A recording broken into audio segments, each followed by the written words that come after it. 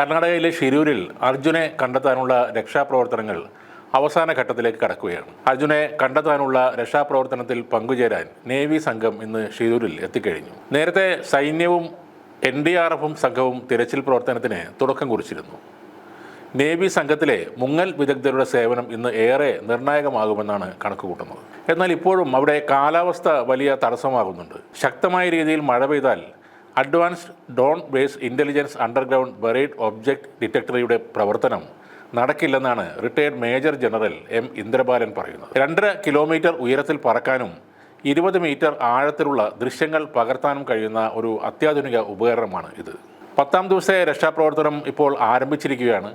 ആർമിക്കൊപ്പം NDRF സംഘവും രക്ഷാപ്രവർത്തനത്തിൽ പങ്കാളികളാണ്. രാവിലെ ബൂം എക്സ്കവേറ്റർ പ്രവർത്തനം ആരംഭിച്ചിട്ടുണ്ട്. ആർമിക്കൊപ്പം തന്നെ NDRF സംഘവും രക്ഷാപ്രവർത്തനം ഊർജിതമായി നടത്തുകയാണ്. കൃത്യമായ ആക്ഷൻ പ്ലാനുമായാണ് 10ാം ദിവസത്തെ തിരച്ചിലിനായി ദൗത്യസംഘം ഇറങ്ങുന്നത്. ഇന്നത്തെ ആദ്യ പരിഗണന നൽകുന്നത് അർജുനെ കണ്ടെത്താൻ തന്നെയാണ്.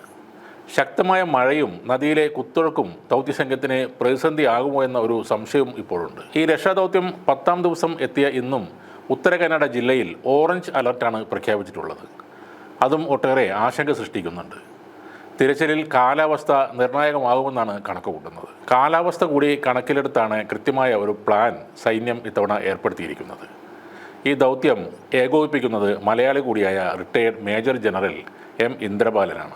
അർജുൻ്റെ ലോറി എവിടെയെന്ന് കണ്ടെത്തിക്കഴിഞ്ഞ സാഹചര്യത്തിൽ ലോറിക്കുള്ളിൽ അർജുൻ ഉണ്ടോ എന്നാവും ഇനി ആദ്യം പരിശോധിക്കുക.